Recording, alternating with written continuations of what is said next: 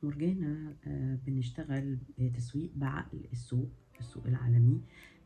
مش بمنطق الحظ ولا بمنطق الصدفة. احنا بندرس ونحلل ونخطط، بعدين نحط الخطط البيعية.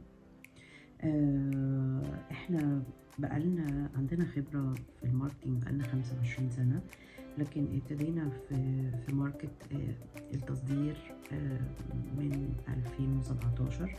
ورجعنا بنجمع الإبداع المصري في منصة واحدة.